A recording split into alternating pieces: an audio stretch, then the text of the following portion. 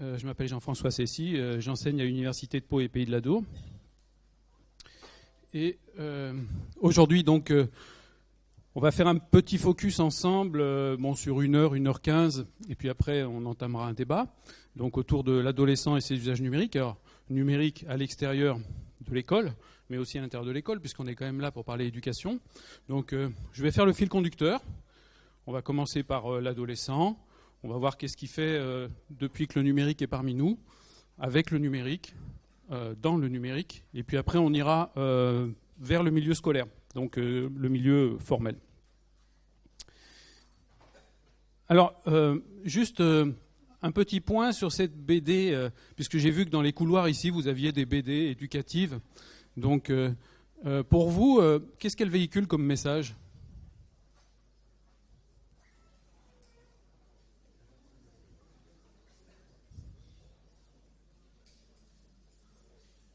Si on n'a pas, on passe. Hein.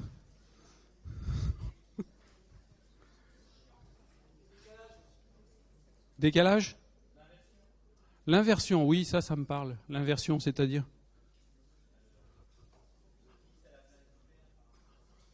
Oui, donc une information qui serait montante au lieu d'être descendante d'un point de vue générationnel. Hein. Et c'est effectivement une caractéristique qu'on prête souvent à notre jeunesse. À l'heure actuelle, à l'heure du numérique, on a l'impression qu'en permanence, ils sont en posture de nous former, notamment aux usages du numérique. Et c'est ce qu'on appelle la rétrosocialisation. Hein. Classiquement, donc, la socialisation, c'est les aînés qui forment les jeunes, leurs enfants notamment, dans le cadre familial. Et là, on serait dans une espèce d'inversion. Alors, est-elle réelle ou pas ? On va aussi en parler. Alors, je vous propose le plan suivant, c'est-à-dire les jeunes et le numérique, puis le numérique à l'école, et enfin, qu'est-ce qu'on pourrait faire fort de ces constats, puisqu'il va y avoir des données d'enquête, donc des chiffres, des pratiques. Qu'est-ce qu'on fait une fois qu'on a connaissance de ça? Alors, bien entendu, ce n'est pas des solutions miracles, hein, c'est des questionnements qui aboutissent à des pratiques, des expériences personnelles. Libre à vous de les interpréter et d'en faire bon usage. Juste pour mieux vous connaître, est-ce que vous pourriez lever la main si vous êtes en posture d'enseigner ? Ah, vous enseignez un peu quand même.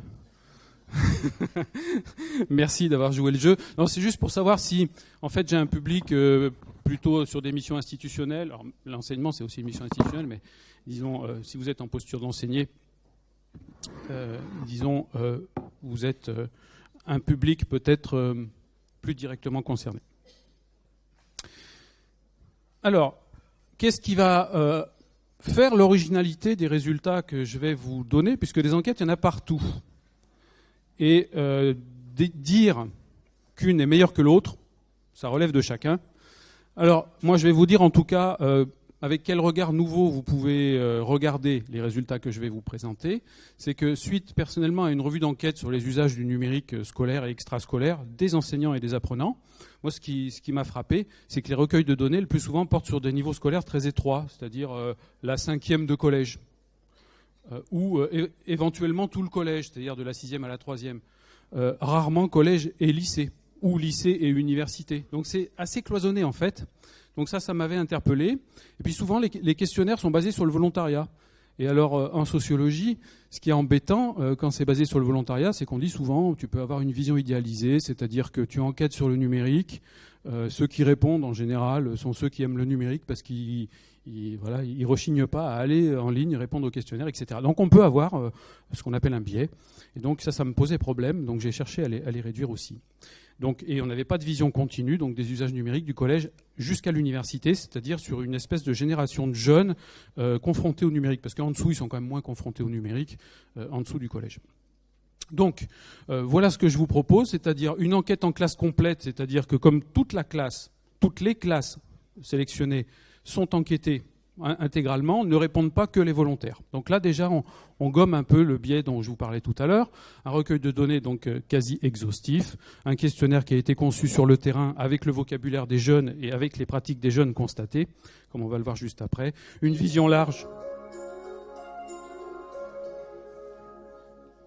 Promis, c'est pas moi.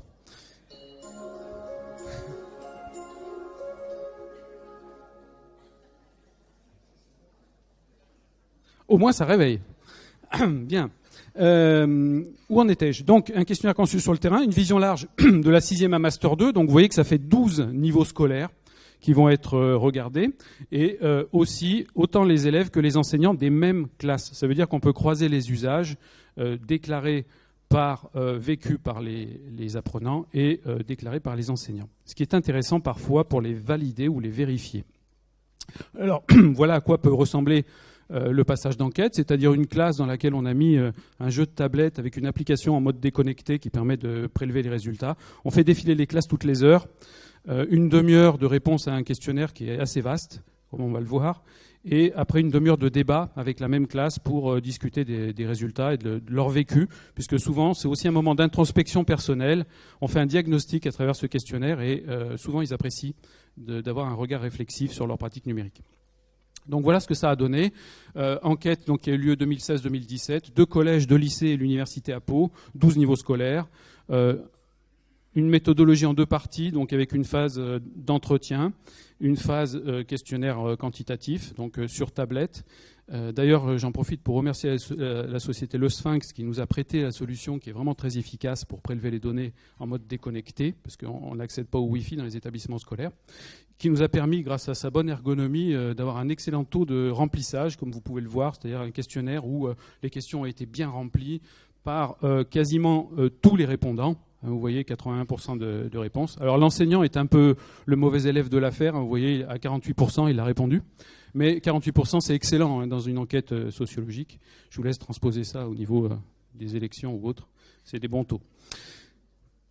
Alors, première partie, les jeunes et le numérique.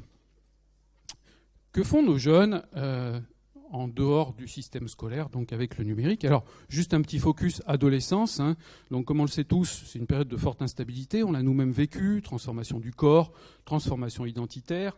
L'objectif, essayer de devenir un adulte responsable avec toutes les valeurs qui vont autour, les repères.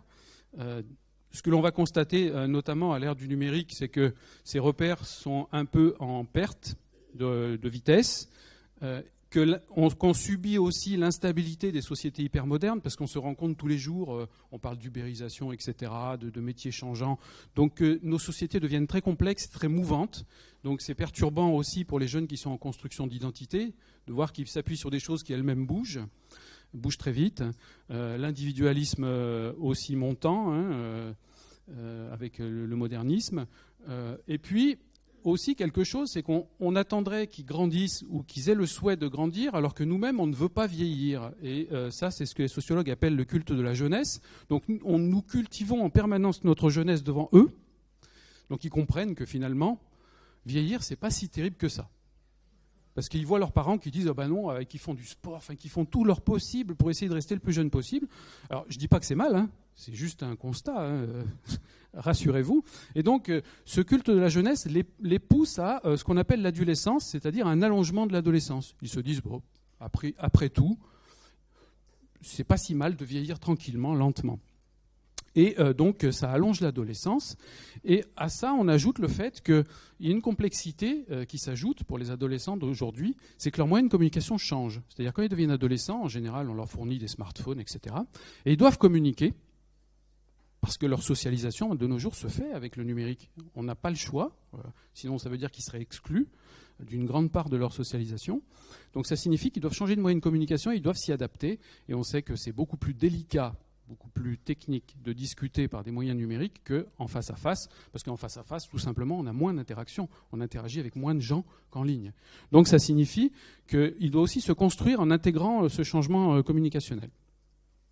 Et alors un point sur l'adophobie aussi. L'adophobie, donc c'est la peur ancestrale des adultes à l'égard des jeunes.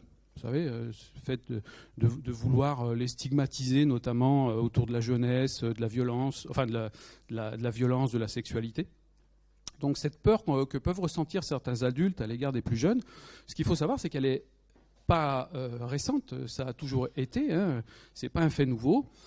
Simplement, on a l'impression que c'est amplifié par le numérique. Mais par exemple, des enquêtes récentes montrent qu'il n'y a pas davantage de cas de harcèlement depuis que les ados ont les outils numériques qu'avant. Simplement, ils portent sur une autre échelle.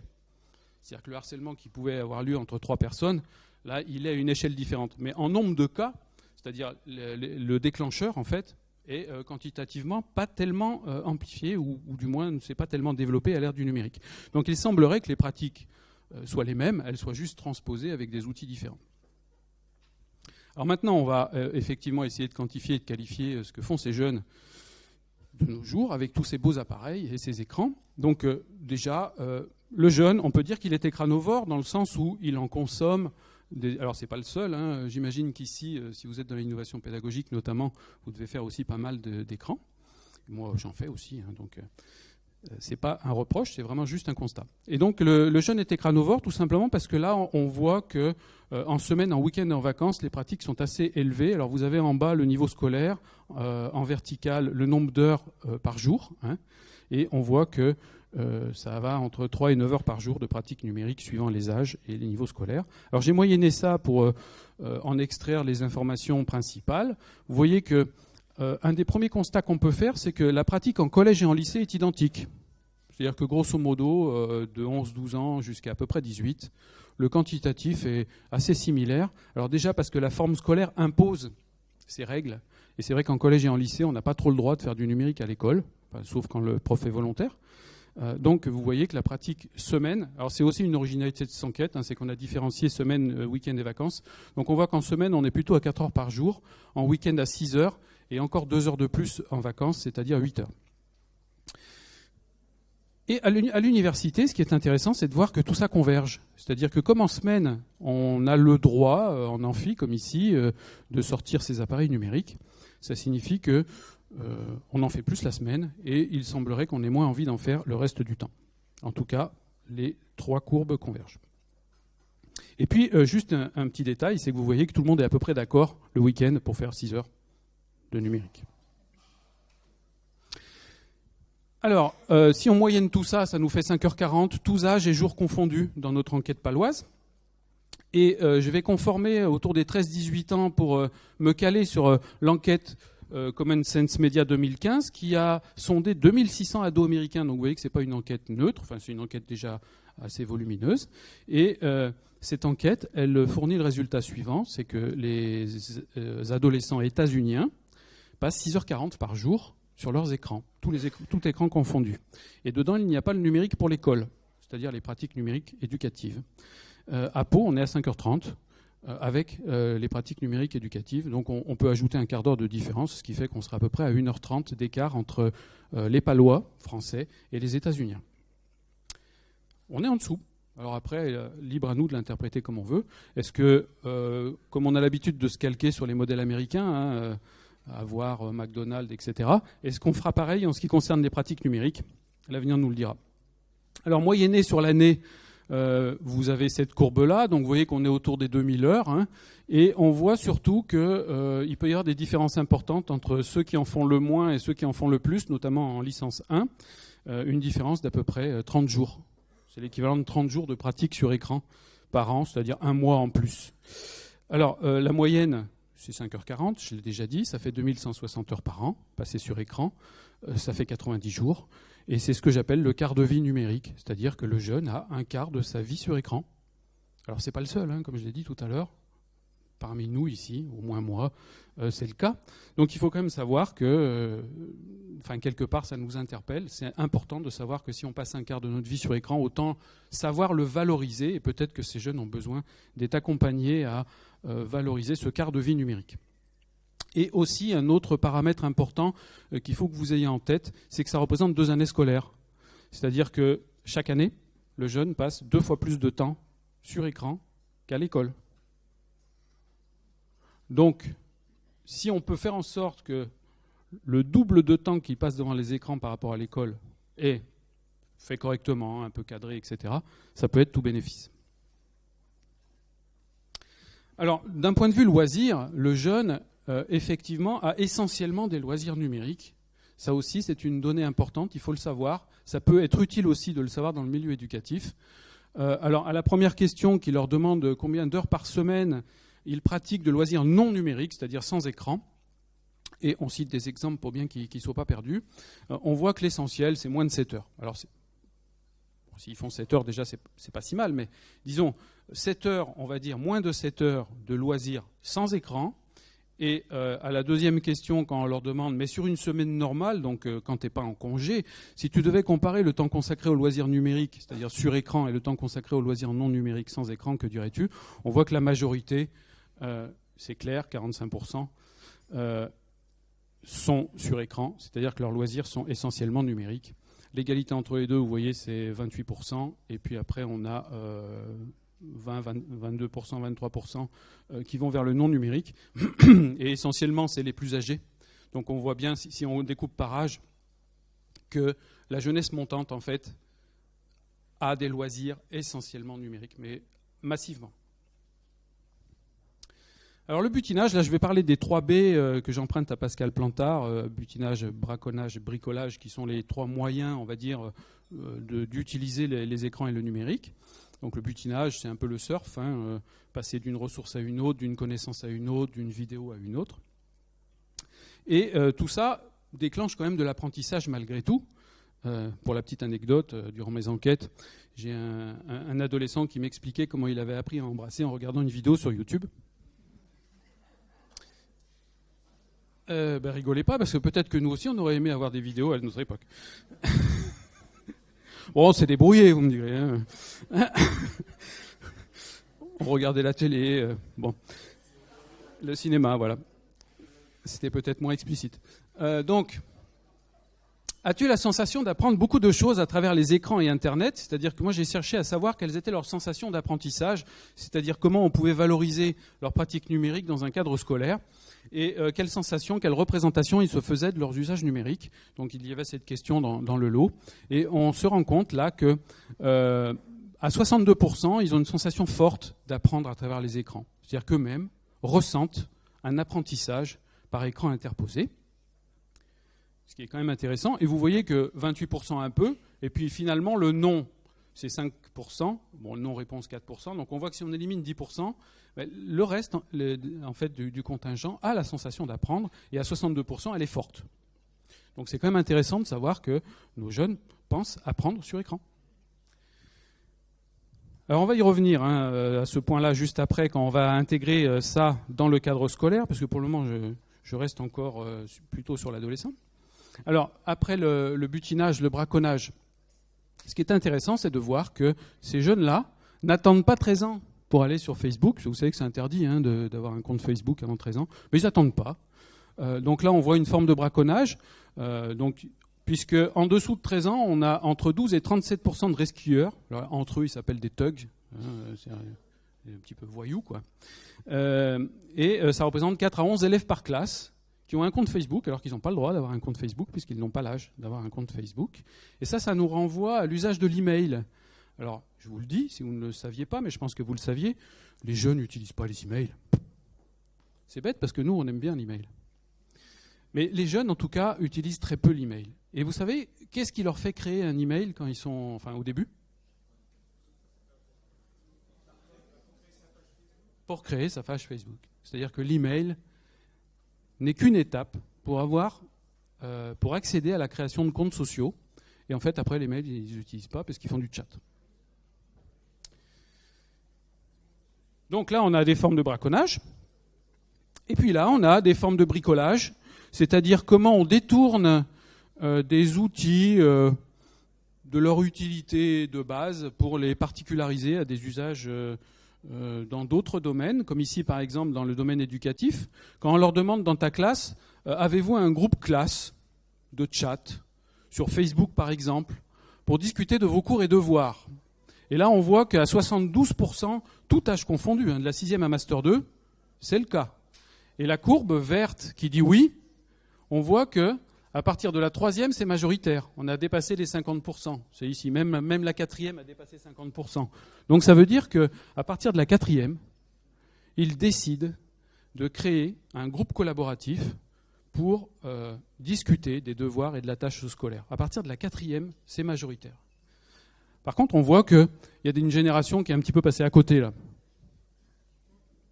Alors on va y revenir, tout simplement parce que ça coïncide ou pas avec l'apparition des technologies et la disponibilité des technologies. Alors, pour continuer un petit peu sur la collaboration, et puis après on rentrera un peu plus dans le monde de l'école, puisque souvent on aimerait savoir qu'est-ce qu'ils font en ligne, est-ce qu'ils travaillent un petit peu autour des devoirs, est-ce qu'ils collaborent, sur quels outils. Donc j'aurais posé cette question, fais-tu parfois tes devoirs en ligne avec tes camarades de classe, en utilisant bien sûr les outils numériques? Et là on voit qu'il y a un tiers qui dit jamais. Et alors si on particularisait par âge, ça ne serait pas les jeunes, enfin pas les plus jeunes. Rarement 35%, mais rarement c'est mieux que rien. Et puis on voit quand même que c'est un peu plus de 25%, souvent, ou tout le temps. Donc ça signifie qu'on a un quart des jeunes qui sont en mode très collaboratif pour faire les devoirs. Et quels outils utilisent-ils? Essentiellement les outils synchrones en dehors de la visio. Parce que la visio, ils n'aiment pas. Ils aiment jeune, plutôt vers la 6e, 5e. Puis après, ils abandonnent l'outil visio parce qu'ils aiment moins se voir en vidéo. Donc les outils synchrones hors visio. Donc le groupe de chat, le chat hors groupe et le téléphone. Alors tout simplement, on peut rattacher ça au fait que dans nos sociétés de l'accélération, dans nos sociétés hyper connectées, on est dans le culte de l'instantanéité, c'est-à-dire que vous avez une injonction, par exemple, à répondre quand on vous téléphone, et si vous ne répondez pas, on vous dit « mais comment ça se fait que tu ne répondais pas? C'est pas normal, c'est bizarre, qu'est-ce qui t'arrive ?» Donc on est dans cette instantanéité, dans cette société qui nous pousse à l'instantanéité. Et bon, les jeunes aussi vont naturellement vers cette instantanéité-là. Alors si maintenant on va un petit peu vers le monde de l'école, alors en 3 parties, déjà un petit focus sur l'école, puisque j'aimerais repositionner 2 ou 3 idées clés, faire le point sur certains détails, puis après le numérique, pareil, quelques détails, pour repositionner ça dans l'échelle des temps notamment, et puis les jeunes dans tout ça. Ça aide à relativiser éventuellement certains propos. Hein. Alors l'école. Déjà, j'aimerais qu'on se rappelle que notre forme scolaire, elle est très jeune. Si on regarde en France, alors pour beaucoup, ça nous ramène à Jules Ferry en 82. Bon, certes, ici on voit sur cette photo notamment, alors elle est un peu floue, mais vous voyez quand même qu'il y a une certaine forme de normalisation d'outils, de l'emplacement, les rangs, etc. Ok. Si on remonte un peu plus en avant, 1747, avec notamment la classe de Pestalozzi et autour de ça, en Europe, toutes ces écoles mutuelles qui fleurissaient partout, où pour faire face à une pénurie d'enseignants, on utilise les pairs, c'est-à-dire les élèves avancés, pour former les élèves moins avancés. Et puis, l'évaluation de la qualité de ce modèle, faite par la Société des Amis de l'Éducation à l'époque, hein, qui est une instance qui vérifie la qualité éducative, quand elle passe dans la classe de Pestalozzi. Alors, on a ça dans le dictionnaire de Fernand Buisson, qui est intégralement en ligne, donc vous pouvez retrouver mes propos. C'est assez bluffant de voir que cette commission, elle statue sur le fait qu'en 6 mois, les élèves de Pestalozzi, par ce mode d'éducation par les pairs, apprennent, ou du moins acquièrent des compétences en écriture, lecture et calcul, en 6 mois, acquièrent le même bagage que ce qu'un instituteur de village classique dans un enseignement transmissif aurait mis 3 ans à leur enseigner. Voilà, ça c'est leur propos. Donc manifestement, l'école mutuelle à cette époque était très présente et a priori les résultats étaient au rendez-vous. Alors là, on était dans des pédagogies actives, hein, participatives, etc. Donc vous voyez que c'est pas si vieux.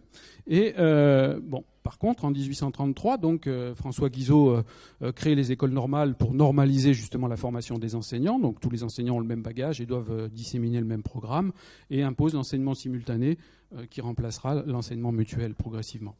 Donc ce qui signifie que, en fait, c'est la date que je retiens personnellement, bon après c'est négociable, mais que je retiens personnellement pour dire notre forme scolaire, elle date de cette époque, donc elle a même pas 200 ans, 180 et quelques années. C'est pas très vieux, parce qu'au final, ça représente 8 générations de personnes qui se reproduisent à l'âge de 24 ans. Donc ça veut dire que si vous partez de vous, puis que vous faites mon père, mon grand-père, et que vous le faites encore 6 fois, eh bien vous avez quelqu'un qui vivait à l'époque de Pestalozzi. Donc vous voyez que c'est pas si vieux. Avant ça, le modèle était différent. Alors le numérique dans tout ça, puisqu'on a vu que l'école, dans sa forme, la forme scolaire donc n'est pas vieille, elle est jeune. La forme scolaire, donc 8 générations, on l'a vu. L'informatique à l'école, c'est un concept qui a 48 ans, puisqu'en 1970, c'est l'introduction de l'informatique à l'école comme outil disciplinaire, donc l'informatique, les maths. Le numérique éducatif, quant à lui, il a à peine 14 ans dans la vision du ministère, de l'éducation, puisque ces premières enquêtes remontent de cette époque-là et de l'apparition d'Internet. Et comme support et amplificateur de l'apprentissage, c'est encore plus jeune, comme je vais vous le montrer juste après. Donc de ces trois constats, en fait, ça me permet de dire, et ça vous permet de dire que notre école, elle est jeune, elle est en pleine croissance, et en vertu de quoi ce qui est jeune n'aurait pas vocation à grandir et à évoluer. Donc ça, c'est pour les personnes qui disent non, le modèle actuel a fait ses preuves, il marche bien, pourquoi on le changerait? Alors, si on regarde les enquêtes du ministère, vous les avez là, vous avez la liste des enquêtes que le ministère a fait pour évaluer la qualité de l'introduction du numérique en éducation. Vous voyez que l'essentiel porte sur les espaces numériques de travail et le matériel. Et il faut attendre 2015 pour qu'on s'intéresse au numérique au service de l'apprentissage. C'est-à-dire, je mets des outils numériques, des pratiques numériques dans une forme pédagogique pour aider l'apprenant à apprendre. Donc, centré sur l'apprenant et son apprentissage. Donc tout ça, c'est un souci, enfin une préoccupation de 2015. 2015, on commence à financer ça, et les apparitions, c'est 2011. Donc vous voyez que c'est un phénomène très récent. De la même manière, donc c'est logique qu'on soit encore dans la panade de savoir qu'est-ce qu'on va en faire et comment on va le faire. Et vous allez voir le trouble que je vais vous expliquer tout à l'heure dans les enquêtes scientifiques. Donc tout ça, c'est tout à fait normal. C'est tout simplement parce qu'on est dans une mouvance de phénomènes très récents. Donc les jeunes dans tout ça, le jeune apprend sur écran. 62% de nos jeunes ont la sensation d'apprendre beaucoup avec le numérique. Ça, je l'ai déjà dit. Vous vous en étiez rendu compte ? Bon, si vous vous en êtes pas rendu compte, ça veut dire que vous avez zappé une diapo. Ça arrive à tout le monde. Et vous y penserez quand vos étudiants vous diront « Oh, j'ai pas entendu ça ». Parce qu'à nous aussi, ça nous arrive. Donc 62% ont la sensation d'apprendre beaucoup avec le numérique, surtout les lycéens et les étudiants. Les lycéens et le début des étudiants, c'est-à-dire licence 1, licence 2, licence 3. Alors, ils ont l'impression d'apprendre beaucoup. Alors, est-ce que l'école participe de cette sensation-là ? Donc, je leur ai posé la question. Quand tu apprends des choses à travers les écrans et Internet, le plus souvent est-ce par curiosité personnelle, c'est-à-dire que ça relève de ta vie privée, ou est-ce en réponse à un travail demandé par un enseignant et ça relève de ta vie scolaire, c'est-à-dire que c'est le prof qui décide. Et là, on voit que il y a une petite moitié qui ne sait pas trop se décider et qui est surtout équilibrée grâce aux universitaires, c'est-à-dire aux étudiants à l'université. Et l'autre moitié, on voit qu'elle est très déséquilibrée en faveur de la vie privée, ce qui montre que la sensation d'apprendre avec le numérique est plutôt informelle, c'est-à-dire qu'elle relève de la vie privée. Et c'est surtout flagrant chez les lycéens et en L1, L2. Donc ça signifie que cette jeunesse-là, quand elle a la sensation d'apprendre quelque chose sur écran, ça ne relève pas de l'école. C'est-à-dire que ce n'est pas grâce à l'école. C'est une pratique personnelle. Bon, alors on continue l'investigation. On leur dit, ok, tu as la sensation d'apprendre beaucoup. A priori, ça relève de ta pratique perso. Donc, est-ce que tu souhaiterais avoir davantage de cours durant lesquels tu utilises un écran en classe ?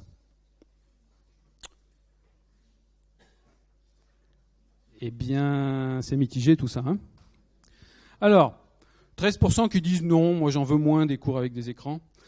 36% qui disent bon, non, il y en a déjà assez. Et puis on a quand même, parce qu'on se dit on se réunit pourquoi là ? 20% qui disent oui un peu plus, 14% oui beaucoup plus, et 10% qui ne savent pas. Donc, grosso modo, on voit que c'est quand même assez mitigé. Et on pourrait se dire, bon, finalement, ils n'ont pas une grosse appétence à développer le numérique éducatif en classe, cette génération-là. Alors, ce qui est intéressant maintenant, c'est de cibler les publics et de savoir qui dit oui, qui dit non. Donc, sur ce premier graphique, par correspondance, donc, on regroupe les modalités. Alors, vous avez ici la modalité non, il y en a déjà assez, et on voit que c'est la fin du cycle universitaire. C'est important. Fin du cycle universitaire, ils disent non, c'est pas la peine d'en ajouter, ça sert à rien.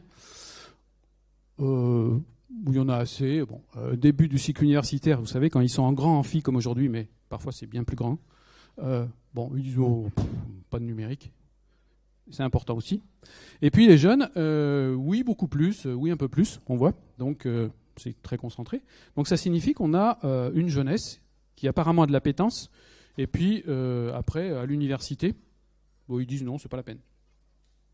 Voilà ce que ça donne, donc, si on corrèle le niveau scolaire maintenant avec les pourcentages d'appétence. La courbe jaune, donc, c'est celle qui dit davantage, et verte, par effet miroir, moins. Donc regardons que la jaune.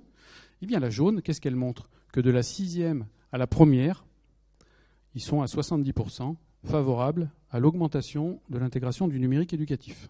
Et puis qu'après, ça se casse la figure de manière assez violente. C'est curieux. Ça, c'est un phénomène curieux. Et donc moi, c'est ce que j'ai appelé la vague numérique des pré-bac, c'est-à-dire qu'il y aurait, hypothèse, une vague, une génération montante d'apprenants qui auraient de l'appétence pour l'introduction du numérique éducatif. Hypothèse que l'on va maintenant essayer d'approfondir. Alors, à aucun moment je l'affirmerai, puisque ça reste dans le contexte palois. Il y en a qui vont me dire, oui, mais là-bas, vous êtes proche du Pays Basque, non, c'est ça? Ah ouais, ils sont bizarres quand même là-bas. Puis en plus, il y a des Béarnais. Bon, bref, donc ça reste valable comme toute enquête sociologique dans un contexte bien défini. Et puis après, dans la région lyonnaise ou bourguignonne, c'est peut-être différent. Mais en attendant, on va quand même chercher à approfondir un petit peu cette hypothèse.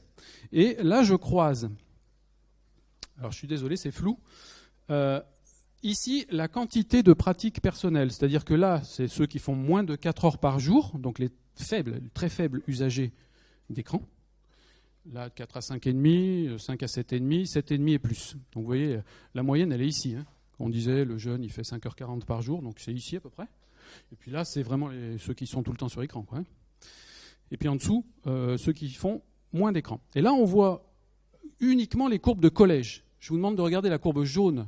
La courbe jaune qui dit plutôt davantage, c'est-à-dire des personnes qui ont de l'appétence pour l'intégration du numérique éducatif, ils en veulent plus. Et là, vous voyez que quelle que soit la quantité d'écran, la quantité d'heures qu'ils passent connectés, ils souhaitent de manière uniforme davantage de numérique en éducation. Donc ils en veulent plus. Vous pouvez y aller. En collège. Je prends l'opposé à l'université. Vous avez vu que la courbe jaune, elle est descendue. C'est la courbe verte qui est montée qui dit plutôt moins. Et à l'université, vous voyez que c'est l'inverse. Quelle que soit l'intensité de leur pratique numérique, ils sont tous d'accord pour dire on en veut moins. Voire même avec un peu de militantisme, vous voyez, donc ceux qui en font vraiment pas beaucoup, qui eux disent vraiment moins. Donc ça veut dire que moins ils en font et moins ils ont envie d'en avoir. Et puis le lycée, qui est tout à fait particulier parce que c'est notre génération d'adolescents, on va voir, tout à fait particulière puisqu'elle s'est construite dans un monde hyper connecté. Et comme j'y viendrai tout à l'heure, c'est la première à l'échelle de l'humanité. Mais oui, quand même. Donc c'est pas rien. Alors voilà, ces jeunes, là, comment ils s'expriment. Plus ils font, plus ils passent de temps connectés, plus ils ont d'appétence pour le numérique en éducation. Et vous voyez que c'est régulièrement au-dessus des 50%. Donc ça signifie qu'on a ici un phénomène tout à fait particulier de jeunes qui ont de l'appétence pour le numérique éducatif, mais des jeunes en dessous de la première compris. En 2017, d'accord ? Donc cette génération, elle a continué bien sûr de monter dans les niveaux, et là elle est en première année de l'université. Et alors, je vous corrèle ça aussi avec l'évolution des prix des services mobiles pour étayer mon hypothèse, mais après, ça restera une hypothèse, vous en ferez ce que vous voudrez, mais en tout cas, c'est ma conviction maintenant, c'est que en 2012-2013, il s'est aussi passé quelque chose dans le monde des télécoms, c'est que le prix des abonnements mobiles ont été divisés par 2. Donc ça, c'est la courbe de l'ARCEP, vous pouvez retrouver en ligne, prix des consommations mobiles, ARCEP 2017. Ils sont en train de sortir la nouvelle, là, il faudra que j'aille la chercher dès qu'elle sera parue, qui montre que cette année-là, en fait, les opérateurs ont divisé leurs tarifs par 2. Alors qu'est-ce que ça génère ? Ça génère, bien entendu, davantage de parents qui offrent des mobiles, parce que le prix de l'investissement dans le téléphone, c'est une chose, même si des fois, enfin le plus souvent, il est noyé dans le prix du forfait. Mais après, le forfait, c'est quelque chose de récurrent. Donc on fait attention au forfait. Et effectivement, un forfait divisé par 2, ça facilite l'achat pour l'enfant. Et là où on avait avant une génération qui avait un téléphone, mais qui n'était pas hyper connectée, c'est-à-dire il téléphonait. À partir de là, ce qui se passe, c'est que davantage ils sont connectés à Internet en mobilité. Et ça change tout, parce qu'ils se construisent identitairement à travers le numérique. C'est-à-dire quand ils se posent une question, ils vont chercher la réponse. Ils communiquent en permanence avec tout le monde. Là où avant, ils avaient un forfait 2 heures limité de téléphone, ils sont devenus illimités sur Internet dans tous les aspects, vocal, visio, etc. Donc tout ça fait que les usages changent et deviennent beaucoup plus intensifs et que la construction identitaire, elle passe davantage par le numérique, notamment à partir de ce changement-là. Et si on regarde cette date, en fait, elle correspond,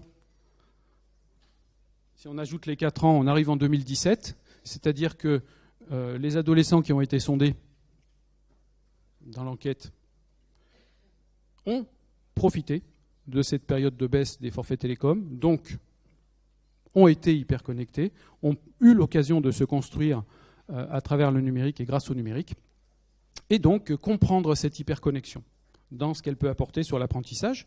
Donc, pour moi, c'est une hypothèse qui est valide, c'est-à-dire qu'il y a beaucoup de faits qui coïncident, qui montrent qu'il y aurait potentiellement une vague montante, une génération montante d'élèves, alors qui maintenant sont étudiants parce qu'ils rentrent à l'université, qui se sont construits par le numérique et qui le vivent totalement différemment et qui en comprennent le potentiel éducatif. Et qui ont, conclué là-dessus, l'appétence pour le numérique en éducation. Et ce n'était pas le cas avant. Ça veut dire qu'à l'heure actuelle, si on forme nos étudiants à l'université, ceux qui sont à l'université, en dehors de la L1, ils n'ont pas réellement envie de numérique en éducation. Et puis tout ce qui est en dessous a de l'appétence. Alors le numérique à l'école, puisque maintenant on va voir ce que font nos jeunes avec le numérique à l'école. Donc là, vous avez la liste des usages qui ont été investigués. Et alors pourquoi je dis mal utilisé? Alors j'ai mis entre guillemets pour ne pas être trop méchant. Hein. C'est tout simplement que les usages les plus constatés, les plus déclarés, aussi bien par les enseignants que par les profs, hein, puisque par les enseignants que par les apprenants, pardon. Donc tout ça c'est corrélé, hein, puisqu'on avait les deux visions. Ça montre qu'en fait, on utilise souvent le numérique en transposition des usages existants. Alors, on en parlera un peu plus tard des modèles comme SAMR, etc. Ça vous parle. On est en transposition des usages classiques, c'est-à-dire qu'au lieu de lire un papier, on va lire un écran. Au lieu de regarder une vidéo sur un magnétoscope, on va la regarder sur un ordinateur.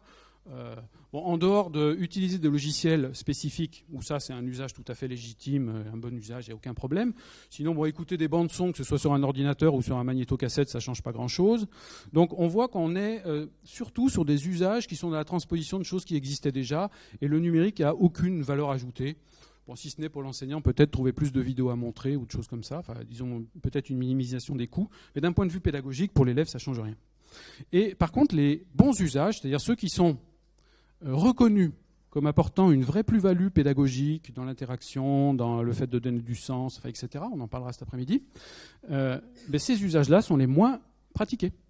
C'est-à-dire que ce qui est embêtant, c'est que quand il y a du numérique en éducation, il y est sur des usages qui sont peu utiles, qui sont peu valorisés. C'est-à-dire que ça n'utilise pas très très bien le numérique. Alors je vais approfondir ça dans la suite. Donc tout ce qui est création, interaction et jeu, ce sont des pratiques parents pauvres du numérique scolaire. Et c'est fort dommage, parce que c'est là où le numérique aurait toute sa place. En plus de ça, quand on leur demande combien d'heures par semaine toutes les activités que tu as déclarées représentent-elles, on voit que c'est moins de 4 heures par semaine.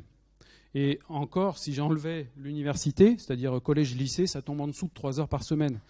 À l'université, fatalement, ils en font plus, puisqu'ils ne serait-ce que taper les cours... Bon, ce n'est pas un usage pédagogique, mais bon, ils agglomèrent un peu tout. Donc, au final, c'est moins de 3 heures par semaine, à corréler avec les 6 heures par jour de pratique numérique. Hein. Donc, faiblement utilisé et mal utilisé dans le sens où les usages ne sont pas les plus pertinents. Donc là, je vais avancer sur celle-là. Et le numérique est différemment utilisé. C'est-à-dire qu'en plus, il y a des ruptures d'usage entre les niveaux scolaires. Et c'est ce qui est intéressant ici dans la continuité 6e Master 2, c'est qu'on voit qu'en collège notamment, c'est là où les pratiques sont les plus intéressantes dans la diversité, dans l'interaction, dans la co-création numérique, dans le jeu. C'est là où les usages sont les plus diversifiés et les plus intéressants, c'est-à-dire qu'ils valorisent le plus l'intégration du numérique. En lycée, c'est surtout de la pratique audiovisuelle. Donc là, on est en transposition de choses qui existent déjà, vidéo, son, ça existait avant le numérique, il n'y a pas besoin. Donc ils sont surtout sur ces usages-là. Alors au milieu, il y a utilisé des logiciels de type calcul, etc. Bon, ça c'est très bien, ça donne du sens aux enseignements, il n'y a aucun problème. Et puis après, à l'université, on est sur des usages différents. Vous voyez, dialoguer sur des réseaux sociaux, notamment parce qu'on a plus de 18 ans, donc on n'a pas besoin de cadrer après. Faire un peu de site internet, lire de la documentation numérique, créer des documents textes, on fait beaucoup de bureautique. Donc vous voyez que, en fait, d'un niveau à l'autre, les pratiques changent. Ce qui fait que ça met aussi les étudiants dans des postures de rupture. C'est-à-dire, ah tiens, on faisait ça, on ne le fait plus. Alors qu'on pourrait être dans des formes de continuité, si on faisait des continuités d'usage du numérique. Alors en ce qui concerne les supports pédagogiques, et là je m'attelle aux manuels scolaires, c'est-à-dire aux livres, aux manuels, aussi bien dans la vision des élèves à gauche que des enseignants à droite, ce qu'on peut voir, c'est que le collège a un petit peu d'usage de manuels numériques. En lycée, pas du tout. Le lycée, les enseignants sont très orientés papier, c'est-à-dire manuel papier, mais c'est vraiment très marqué. Et aussi bien, vous voyez, dans la vision des enseignants que des élèves. Hein. C'est-à-dire qu'il y a corrélation des résultats, c'est pour ça que je vous l'ai dit. Ce qui est déclaré par les élèves est complètement confirmé par les enseignants. Et à l'université, il y a beaucoup plus de manuels numériques, mais ce qui est intéressant à l'université, c'est qu'il y a une dualité. Vous voyez ici, l'élève, enfin l'étudiant pour le coup, lui ressent l'usage de manuels numériques. Tout simplement parce que l'enseignant, quand il dit « vous bossez là-dessus », l'étudiant sait qu'il faut qu'il aille chercher sa ressource et que de nos jours, il commence à avoir un peu la flemme d'aller à la bibliothèque, donc ils les prennent en ligne. C'est-à-dire qu'ils ont intégré cet usage-là. Donc eux ont la sensation d'utiliser massivement des manuels numériques. Pourtant, quand on demande aux enseignants, eux, ils disent « non, moi j'utilise pas de manuel ». Il y a des classes où il n'y a pas de manuel, tout à fait. Comme à l'université, hein. C'est aussi pour ça qu'à l'université, il y en a beaucoup qui disent « aucun », c'est que tout simplement qu'on n'est plus après dans des disciplines où tout est écrit. Voilà. Et par contre, ceux qui disent, effectivement, on utilise des manuels ou des livres, c'est parce qu'en fait, ils les renvoient vers des livres à lire. Hein. Donc on voit qu'il y a une dualité. Et alors, pour approfondir, maintenant, on va aller vers le poly, parce que le poly, c'est différent du livre, le manuel, le livre. Puis d'un autre côté, le poly, c'est-à-dire le support que je donne ponctuellement pour une tâche, un exercice. Et là, dans la vision des élèves, en collège, ils disent non, les enseignants ne nous donnent jamais de support numérique, en dehors du manuel, hein. En lycée, c'est très rare, et à l'université, par contre, c'est très souvent.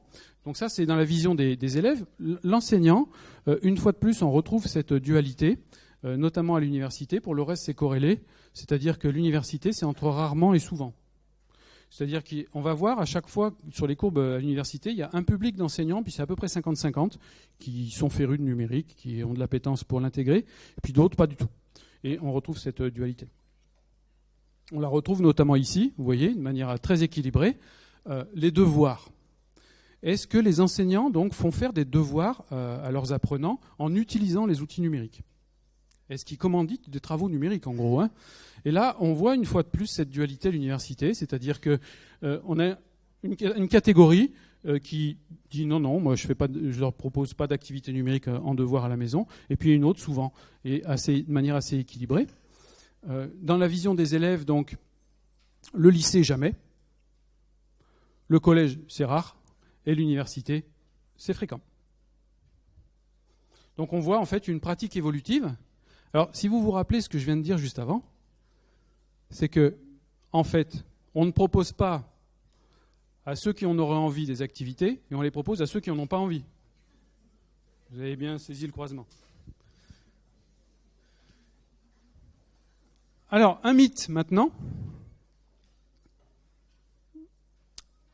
puisque souvent en salle des profs, moi j'ai aussi enseigné en lycée, et puis à l'université il y a aussi parfois des salles d'enseignants, on dit oui mais tu te rends compte, tu me demandes de passer au numérique, mais si je mets mes supports en cours, j'ai plus personne dans mon amphi.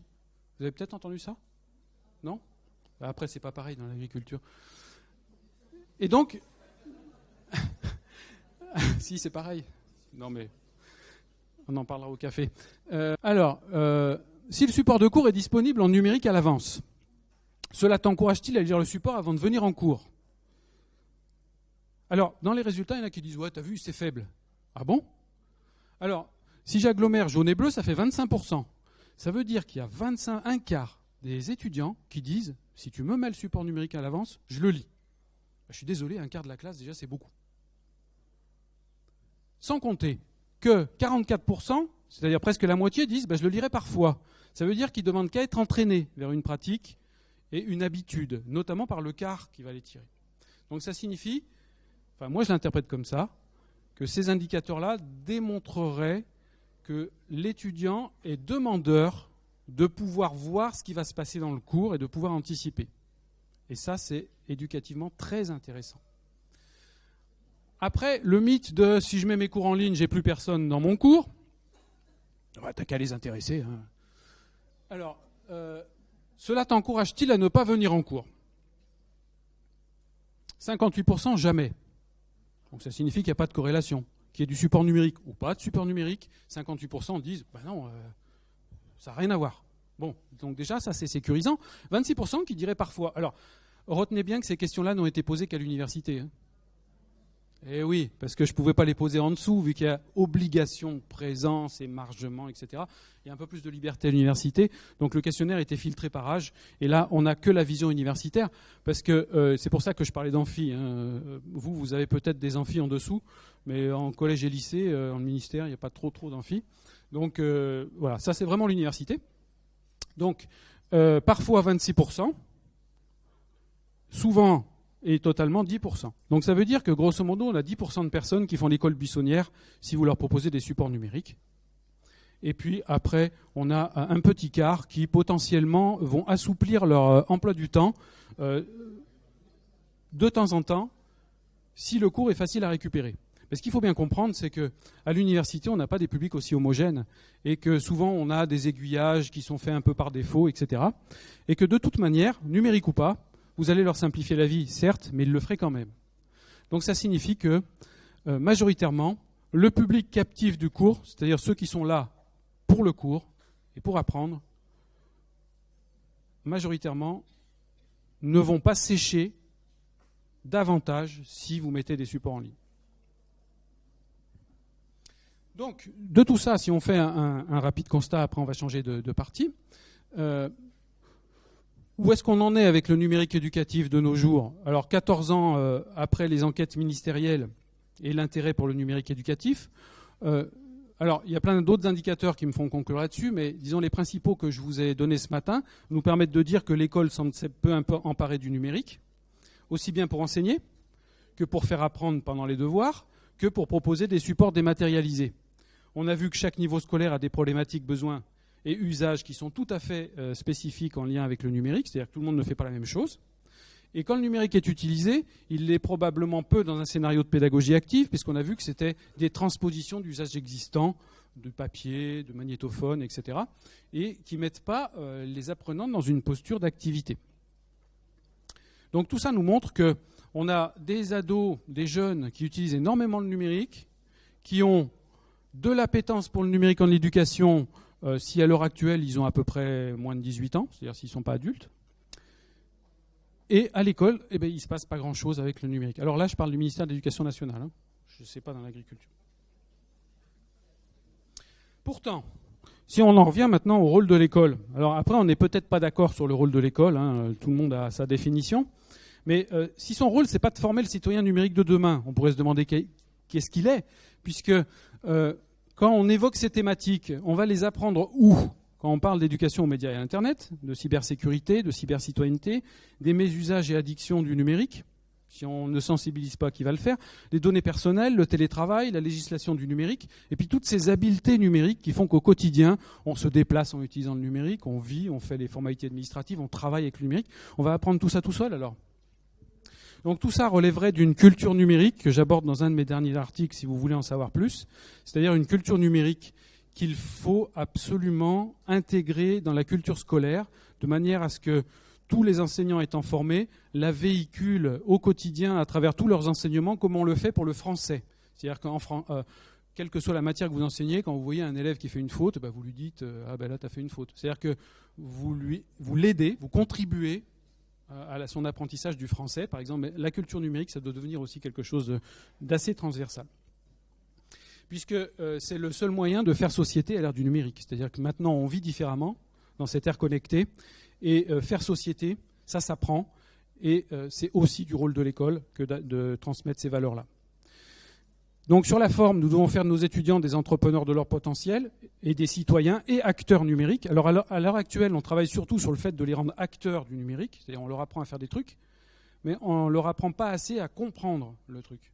C'est-à-dire à travailler sur les notions écosystémiques, puisqu'on vit dans un écosystème connecté. Et je pense qu'il y a un effort à faire et une évolution du système éducatif autour de cette culture numérique. Donc le numérique éducatif doit devenir, il l'était un outil, mais il doit devenir aussi une culture. Alors peut-être que quand j'ai dit ça, je dis oui, d'accord, mais bon, c'est un peu dépassé. Alors ici, peut-être moins, puisque vous êtes déjà des geeks de l'éducation, des pédagogies actives, du numérique. Donc vous vous sentez peut-être pas tellement dépassé. Mais pour éviter qu'on se retrouve tous avec ces t-shirts-là dans nos classes, il va falloir quand même qu'on apporte un vent frais, on va dire, sur le système éducatif.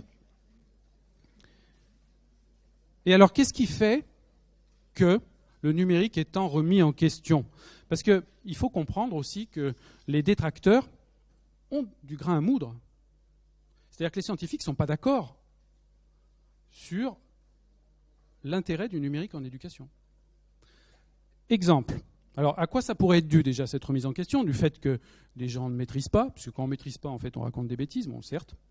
Ensuite, bien sûr, ils disent, t'es bien gentil, tu veux que je fasse du numérique en éducation. Moi, j'ai été à la gouvernance du numérique dans mon université, et donc, j'avais des gens qui me disaient, t'es gentil, tu veux qu'on fasse, mais t'as vu le Wi-Fi dans nos salles, il ne marche pas. Les étudiants, au bout d'une heure, ils sont en panne de batterie, on n'a pas de prise. Et qu'est-ce que vous voulez répondre à ça? Ok, tu fais pas. Pas de souci. Et là, c'est pas la peine de batailler, puisque la technique ne suit pas, donc c'est pas la peine de demander une intégration de la technique quand les moyens ne sont pas là. Donc ça, c'était le message pour les institutionnels. Et maintenant, donc, il y en avait? Ah, désolé. Je trouve génial cet amphi. On a un amphi à l'ancienne, comme ça, c'est un cachet fou.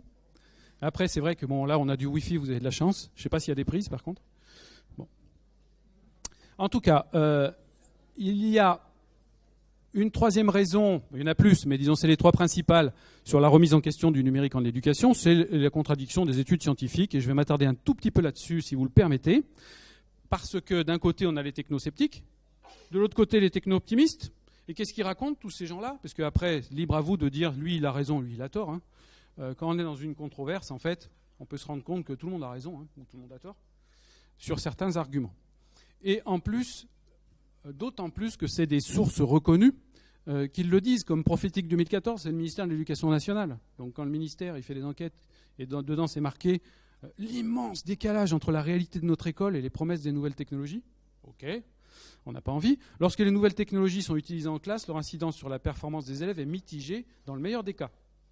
Ah oui, désolé, hein, pourquoi vous vous embêtez? Les élèves utilisant très souvent les élèves utilisant très souvent les ordinateurs à l'école obtiennent des résultats bien inférieurs dans la plupart des domaines d'apprentissage. Ça calme? Bon, heureusement, à côté, on a les techno-optimistes, donc les travaux récents de Thierry Karsanti, montrant que les technologies, alors c'est un exemple, hein, ont un réel impact sur l'apprentissage, la motivation. Encore faut-il développer l'art d'enseigner avec les technologies. Et c'est un peu là-dessus aussi que je vais m'attarder, c'est-à-dire cet art d'enseigner avec les technologies. Et c'est là-dessus aussi que je m'attarderai cet après-midi dans mon atelier sur l'amplificateur pédagogique, c'est-à-dire des formes pédagogiques qui sont adaptées aux technologies ou comment faire la symbiose entre les deux et sur quels indicateurs, de manière à ce que ça fonctionne. Puisque, grosso modo, ce que nous montre cette controverse, c'est qu'on peut faire de très mauvaises pédagogies avec du numérique et de très bonnes pédagogies avec le numérique. Dans un cas, on dira c'est la faute à la technologie, ça ne marche pas, il ne faut pas en faire, alors que ce n'est pas le cas. Et dans l'autre cas, on dira c'est génial, mais une fois de plus, ce n'était pas forcément lié à la technologie, mais bien au contexte pédagogique. Et donc, cette diapo a pour but de vous montrer que le défaut, il peut effectivement porter sur l'analyse scientifique, c'est-à-dire le protocole d'étude, il n'est pas bon, certes, il y a des biais, c'est possible, mais ça porte le plus souvent le défaut sur la proposition pédagogique. C'est-à-dire que, imaginez que vous analysiez une situation pédagogique dans cet amphi, Congo-Brazza, amphi 1600. Il y a quelqu'un qui a envie d'aller faire de la pédagogie active, hein? Vous savez ce qu'ils disent dans cet amphi? Qu'ils n'entendent pas le prof. Ouais, c'est étonnant. Entre le chahut et potentiellement des fois le bruit des claviers, on n'entend pas le prof. Donc effectivement, il y a des situations où on n'a pas le choix, hein, bien entendu. Hein. Là, ce n'est pas une critique, c'est un triste constat. Il est évident que toute proposition pédagogique n'est pas adaptée à une inclusion, une intégration du numérique. Et l'enseignant doit savoir dans quel contexte le numérique est intégrable ou ne l'est pas. Et là, je pense que la citation de Geneviève Lameule est belle pour expliquer ça. Il existe il n'existe pas de bonne ou de mauvaise technologie, mais de plus ou moins bonne pédagogie utilisant les technologies. Alors, puisqu'on en est là, vous voulez que nos jeunes pratiquent davantage de numérique à l'école et deviennent des citoyens et acteurs numériques performants dans un monde connecté, c'est-à-dire que leurs usages soient davantage valorisés en tant que citoyens. Donc, ça signifie que l'école doit contribuer. Pour contribuer, ça signifie qu'elle doit comprendre de quelle amplification on parle par le numérique dans les scénarios pédagogiques. Il existe des modèles que vous connaissez sans doute, donc SAMR qui est le plus connu. J'imagine qu'il y aura des ateliers cet après-midi là-dessus, enfin du moins qui vont le citer.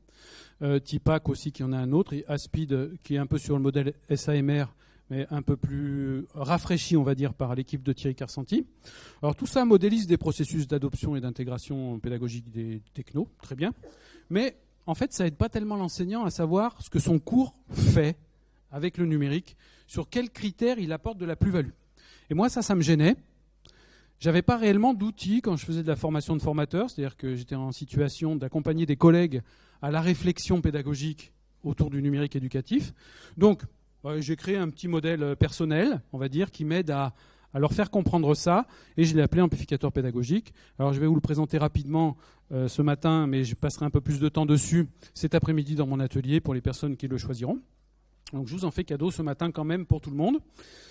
Et cet amplificateur pédagogique, donc la métaphore est simple, vous la connaissez tous et toutes, c'est-à-dire un amplificateur audio avec son microphone et son haut-parleur. On sait tous dans ce contexte que si on met un signal en entrée, en général, il sort plus fort en sortie. Alors si ce signal en entrée, c'est des parasites, en sortie, on aura des parasites plus forts. Si je vous demande qu'est-ce que vous préférez entendre, il risque d'y avoir des réponses qui vont dire finalement, moi, entendre des parasites très amplifiés, 1000 watts de parasites, ça ne me branche pas des masses. Donc à la limite, tu enlèves la techno, puis tu me laisses les parasites seuls. Ça me suffit. Retenez ça, c'est important. Maintenant, si je mets un beau signal, une belle symphonie, enfin votre musique préférée, puis elle sort fort, là ça va vous donner envie de danser, etc. Donc vous allez apprécier l'apport, la plus-value de l'amplificateur et de la technologie au milieu. Donc dans un contexte, la techno, vous l'éteignez, vous l'enlevez. Dans l'autre contexte, vous la valorisez, voire vous montez le son. Maintenant, on va utiliser cette métaphore dans le contexte éducatif. Donc ce qui est dans le pointillé jaune, c'est notre technologie éducative, les écrans, Internet, tout ça. Donc ce que j'appelle les EdTech, donc numérique éducatif. Et en entrée, donc, au lieu d'être une musique ou des parasites, ça va être une pédagogie. Si je mets une pédagogie qui n'est pas adaptée à ma technologie éducative, mes parasites de tout à l'heure, ils sortent amplifiés. Et quand vous mettez des élèves face à ça, et que vous mettez des scientifiques qui analysent, là, il y a une super techno, là, puis il y a une pédagogie, c'est bien et tout, analysons. Et puis on constate que les élèves sont perturbés, l'attention détournée, etc. Et là, les scientifiques disent c'est nul, le numérique en éducation, ça perturbe l'apprentissage. Et ils ont raison, parce que c'est effectivement ce qui est constaté. Et puis par contre, maintenant, on met une bonne pédagogie. Alors bonne dans le sens où elle est adaptée à la technologie, et les deux travaillent en symbiose. Ça signifie qu'ici, on a une pédagogie amplifiée par cette technologie. Et on verra tout à l'heure que cette amplification porte sur un certain nombre de critères qui font partie de mon modèle. Et là, si on met une enquête scientifique en place, on va facilement conclure que le numérique a une vraie plus-value éducative, que les élèves y trouvent leur compte, que ça donne du sens, que ça les pousse au défi, à la créativité, que ça ajoute de l'équité. Donc que ça travaille sur plein de dimensions que je vais détailler rapidement juste après et davantage cet après-midi. Donc, simplement, pour arriver maintenant, parce que bien gentil, on me dit souvent t'es bien gentil, mais c'est quoi une pédagogie adaptée, une pédagogie pas adaptée ? Je vais vous parler de ça. La pédagogie adaptée, pour y arriver, il nous faut déjà un dispositif de formation de formateurs à 3 niveaux. Or, à l'heure actuelle, les formations, le plus proposé, alors je ne connais pas dans le milieu de l'agriculture, mais dans le ministère de l'Éducation nationale, la majorité des formations, c'était l'aisance technologique. C'est-à-dire qu'on accompagnait l'enseignant à utiliser des outils numériques, des TBI, des logiciels ou des outils numériques. C'est-à-dire que, grosso modo, on lui apprend à monter le volume dans mon ampli, là. C'est vachement bien déjà. Il sait pianoter sur tous les boutons, là, mettre des aigus, des graves, mais surtout monter le volume. Mais il continue de faire sa pédagogie parasite, Donc, quand il monte le volume, là, il produit encore plus de parasites.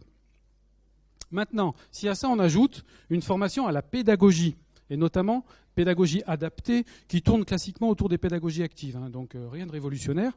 Ça a été théorisé par les sciences de l'éducation déjà depuis 100, 150 ans. Donc tout ça existe, simplement on ne le met pas en place, et je vais vous le montrer juste après.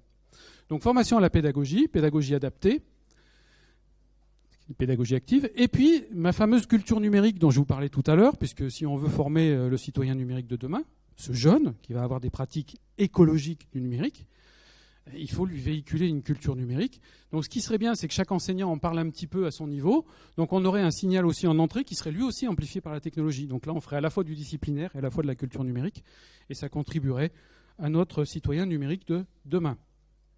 On aurait donc notre signal à forte portée avec la culture numérique. Donc vous voyez, il nous faut une formation à 3 niveaux. L'enseignant doit avoir un bagage pédagogique, on doit l'accompagner là-dessus. Quelles pédagogies sont adaptées au numérique?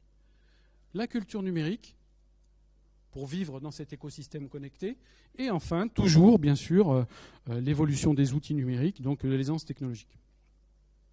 Donc vous voyez qu'on doit changer, pour revenir sur cette diapo, notre vision du numérique éducatif. Il doit se compléter, on doit faire évoluer notre représentation.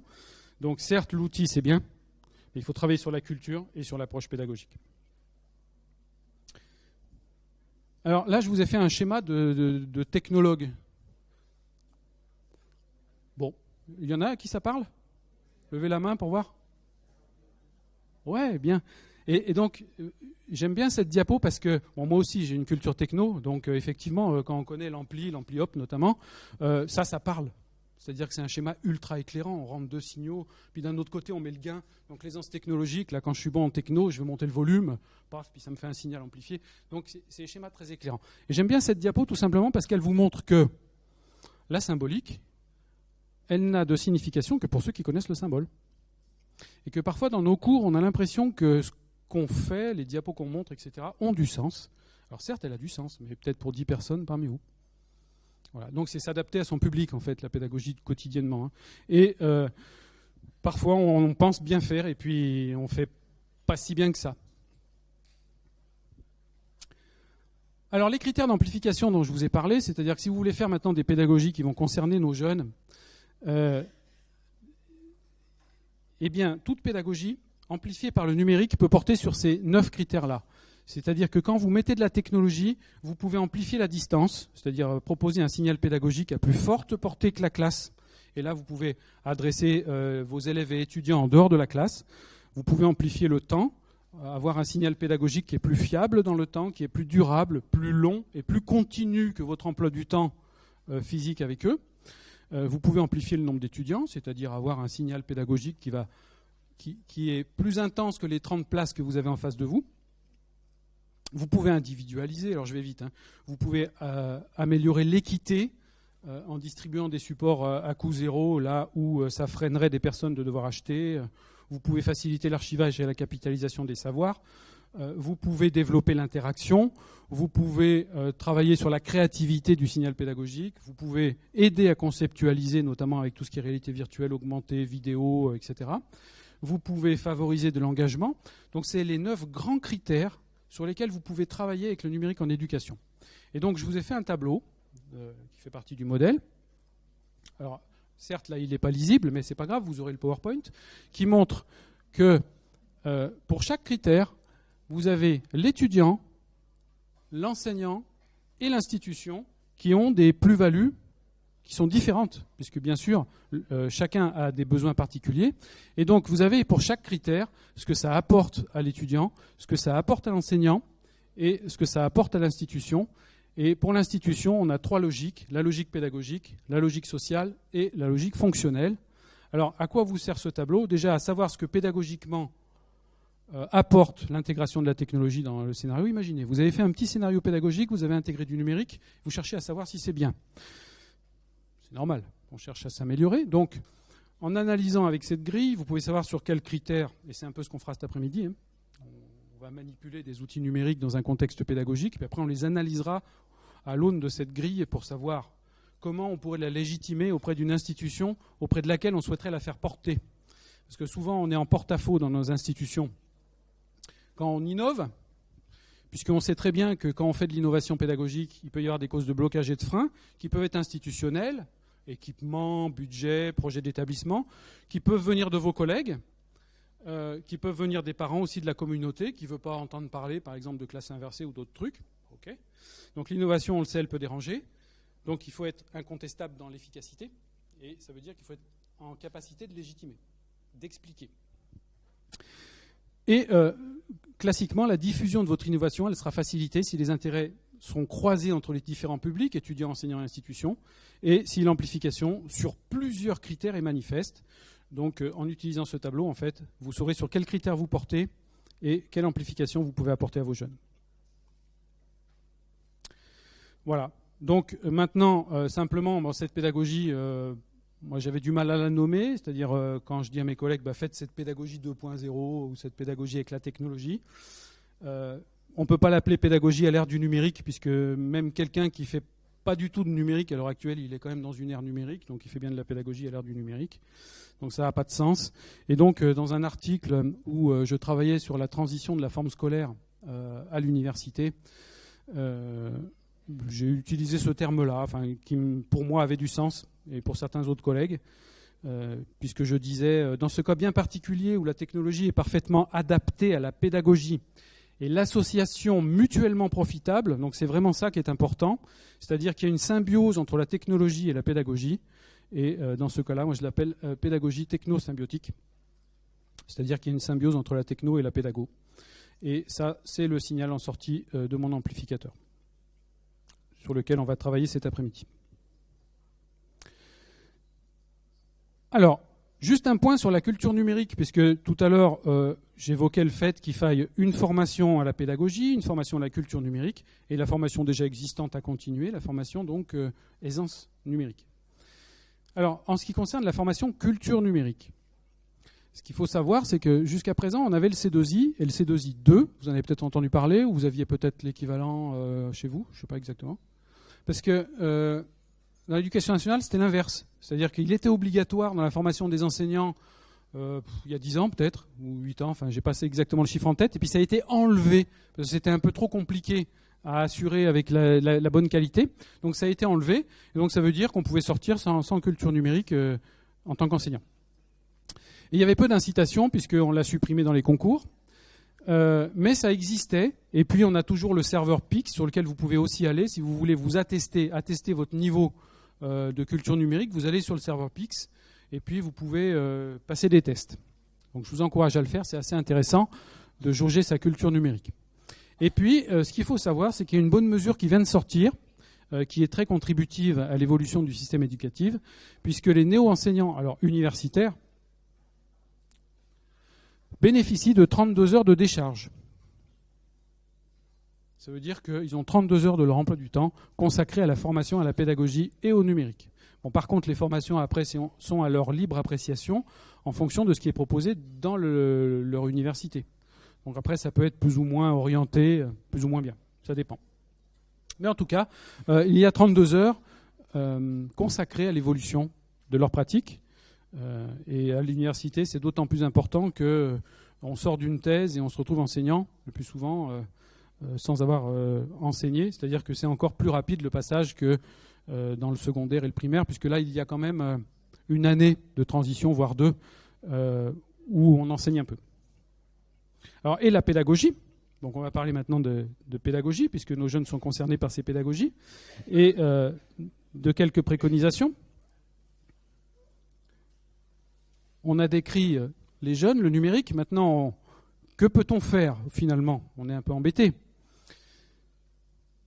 Alors, à gauche, je vous ai mis les principes pédagogiques de l'apprendre, que j'appelle pédagogie techno-symbiotique ready. Ça veut dire que c'est des principes pédagogiques empruntés à Serge Talbot et Claude Savard de l'Université Laval à Québec. Alors, c'est intéressant d'étudier ces principes pédagogiques de l'apprendre dans le cadre d'un séminaire de formation avec des enseignants. Vous essayerez, vous verrez, c'est assez bluffant. Vous leur dites, voilà, ça c'est les principes pédagogiques de l'apprendre. Sous-entendu, quand on fait ça, c'est bien. C'est bien parce que l'apprentissage est plus naturel, moins forcé, plus engagé, etc. Donc c'est bien. C'est ce qu'il faudrait tenter d'instaurer dans nos classes et vous leur demandez d'en débattre. Et qu'est-ce que tu en penses, toi? Est-ce que dans ta classe, l'apprendre est une décision volontaire? Est-ce que dans ta classe, tes enseignements donnent du sens à la vie, etc. Enfin, bref, donc vous formatez le principe en question, en questionnement, en réflexion collective de groupe. Et ce qu'il en ressort, je vous ai mis quelques bribes ici sorties d'ateliers. Les enseignants disent décision volontaire, mais quel choix, quelle initiative on leur laisse? C'est rare. De temps en temps, ils ont un petit travail à faire, mais le plus souvent, ils sont quand même dans la passivité alors qu'on leur demande de l'effort. Se réalise par le sens. Les cours sont souvent très cloisonnés, très théoriques, donc au final, pas tellement connectés au réel. Sauf de temps en temps quand on peut faire un TP. Alors en agriculture, vous avez peut-être plus de pratique, je ne sais pas. Donc, grosso modo, ce qui se passe, c'est que tous les principes pédagogiques de l'apprendre sont bataillés, et souvent les enseignants concluent d'ailleurs qu'on fait strictement l'inverse. On repose sur un climat de travail propice et agréable, sanctions, punitions, notes de conduite, erreurs stigmatisées, enfin, on fait vraiment l'inverse. Or ça, c'est une pédagogie anti-numérique. C'est-à-dire que si on regarde l'intégration du numérique, là, elle échoue tout le temps. Ça ne peut pas marcher. Et là, ça ne veut pas dire que ça va marcher. Ça dépendra de vous et de l'intégration. Et j'ai mis « ready » entre guillemets. Ça veut dire que là, c'est prêt à recevoir du numérique sans aucun problème, et ça fonctionne. Bien sûr, encore faut-il bien le faire, c'est un art, mais c'est prêt. Ah, tiens, il y a un bug. Alors, la pédagogie classique, à gauche, classiquement notre cours transmissif, et à droite, notre cours interactif. Le cours transmissif, classiquement, donc, il est linéaire, c'est-à-dire chapitre 1, chapitre 2, etc. Il se déroule en classe, centré sur l'enseignant, c'est-à-dire que c'est l'enseignant qui bosse, c'est un peu ce que je suis en train de faire, sur l'instruction. Donc je délivre de l'information à un collectif, vous, et surtout centré sur le transfert de connaissances par un enseignant qui transmet. C'est une pédagogie classique avec un scénario plutôt répétitif. Les apprenants savent qu'ils rentrent, ils s'installent, ils sortent leur cahier, leur stylo, ils ouvrent leur oreille et ils attendent de noter. Et c'est répétitif. Alors je schématise, bien entendu, voire même je caricature. C'est pour déterminer les opposés. Le cours interactif, lui, est plutôt hyper lié. Ça veut dire qu'on ne fait pas les choses dans l'ordre. Ça veut dire que dans la même salle, il peut y avoir 5 activités différentes, et l'apprenant aura un parcours différencié, puisqu'il y en a qui vont le faire dans ce sens-là, d'autres dans ce sens-là, d'autres qui vont partir de A, l'autre qui vont partir de C. Et donc ça veut dire que j'ai peut-être 5 activités qui se font à un rythme différent et dans un ordre différent. Et pas forcément toujours au même endroit, parce que là, avec l'intégration du numérique, on peut faire ça dans d'autres lieux, les bibliothèques universitaires, les CDI, les Fab Labs, les sorties scolaires, visites en entreprise, bref, tout lieu. Cette fois-ci, on n'est pas centré sur l'activité de l'enseignant, mais bien sur l'apprenant. Et là, je vous renvoie aux discussions de salle des profs, autour du café. Qu'est-ce que je vais bien pouvoir faire avec eux cet après-midi? Là où la question devrait être, qu'est-ce que je vais bien pouvoir leur faire faire? Oui. Construction découverte plutôt qu'instruction, individualisé plutôt que collectif, et là le numérique apporte une énorme plus-value sur l'individualisation, métacognition plutôt que connaissance, c'est-à-dire apprend à apprendre plutôt que juste apprend à restituer, et l'enseignant a de multiples rôles. Et donc on va vers des pédagogies actives. C'est embêtant ce bug là. Bon. Bref, c'est pas grave. Donc là où notre cours transmissif est plutôt un cours magistral avec quelques exercices d'application dans une démarche déductive, c'est-à-dire que je pars du cours et j'en déduis des applications avec des évaluations sommatives. On peut avoir un peu de démonstration, un peu de travail en équipe, un peu de laboratoire, un peu de visite scolaire. Mais essentiellement, c'est cours et exercices d'application. Or, il est prouvé par les neurosciences, je vous renvoie par exemple vers Stanislas Dehaene, que l'induction et la statistique de l'induction, c'est-à-dire le fait de revenir fréquemment sur un concept, nous permet de bien le mémoriser. À droite, donc, les pédagogies actives sont plutôt basées sur des scénarios très très variés. Donc d'un côté, on a l'enseignement par les pairs, l'apprentissage coopératif, l'apprentissage par problème, etc. J'en ai recensé 21 de pédagogie quand on va sur Internet, dans les colloques, les séminaires d'enseignants, les journées telles que Ludovia, telles que Ecritech, etc. Vous regardez ce que font les enseignants comme scénario pédagogique, vous regarderez cet après-midi en atelier. J'ai recensé 21 formes pédagogiques qui sont assez utilisées, enfin qui reviennent régulièrement. Donc là, je vous en ai proposé les principales, 21 scénarios pédagogiques. Donc on voit des choses très variées, qui vont bien au-delà du simple cours magistral. Et donc, comme je vous parlais de la déduction ou de l'induction, donc déduction du cas général vers le cas particulier, rétention plutôt faible, ici une rétention bien plus forte quand on fait de l'induction. Alors il ne faut pas faire que de l'induction après, mais disons, quand dans le cerveau j'ai des exemples parlants, c'est-à-dire que j'ai testé un protocole, j'ai vu une réalité œuvrer par la pratique, et qu'après je fais la théorie, donc par induction, le savoir, je l'ancre sur quelque chose qui me parle. Et là, la rétention est bien meilleure que si je vois la théorie et puis qu'après je fais de la pratique, puisque en fait, comme il n'y avait pas de pratique avant sur laquelle ancrer la théorie, j'ai du mal à l'ancrer. Donc il faudrait quand même assez régulièrement partir du cas particulier et revenir vers le cas général. Alors ça nécessite pour les enseignants une forme de lâcher-prise. C'est-à-dire que ce qui fait peur dans la pédagogie active, c'est que l'enseignant maîtrise dans un cours transmissif chaque minute de son cours. Là, durant ma conférence, il n'y a pas beaucoup d'imprévus. C'est moi qui joue et qui dirige. Donc, il n'y a pas une grosse surprise. Par contre, quand je mets mes apprenants dans une posture active, ça veut dire qu'ils vont être eux-mêmes producteurs de savoir. Il peut se passer tout un tas de choses que je ne maîtrise pas, tout un tas de questions auxquelles potentiellement je ne sais pas répondre. Et si ça me déstabilise, je vais avoir tendance à éviter cette situation, alors que je devrais utiliser ces situations pour produire de la connaissance. Ah bah tiens, très bien, on n'a pas la réponse, eh bien on va la chercher. Et là, vous les mettez dans une posture de construction de connaissances, de co-construction de connaissances. Ils comprennent que vous n'êtes pas un sachant absolu, mais que vous êtes curieux et que vous apprenez en permanence, et ils calquent leur comportement sur le vôtre. Donc très bien. Si ça se produit, très bien, utilisez ça comme une source, comme une occasion d'apprendre ensemble. Alors là, je vous propose, pour finir, le processus que j'appelle processus engageant. Puisque le challenge de l'enseignant, on part de la cible qui est au centre, c'est de dire comment je peux augmenter la participation de ces jeunes, alors, avec le numérique, et on va y venir, et puis au-delà de ça, l'interaction, puisque je les trouve souvent amorphes. Ils ne travaillent pas, ils ne produisent pas, ils écoutent passivement, ils notent. Bon, alors si vous avez des enseignants qui un peu font ce constat amer, comment peut-on les aider ? Et donc moi je les projette dans ce cycle-là. Je leur dis, tu veux augmenter la participation et l'interaction. Pourquoi tu souhaites le faire ? Alors le plus souvent, c'est parce que ça va amener l'apprenant à être considéré dans la classe, c'est-à-dire à se sentir utile à quelque chose, et pas juste à noter et à rentrer chez lui. Et donc ça développe sa motivation. Et si à ça on ajoute le fait de donner du sens et de les mettre dans une situation de défi, ça pousse à l'action.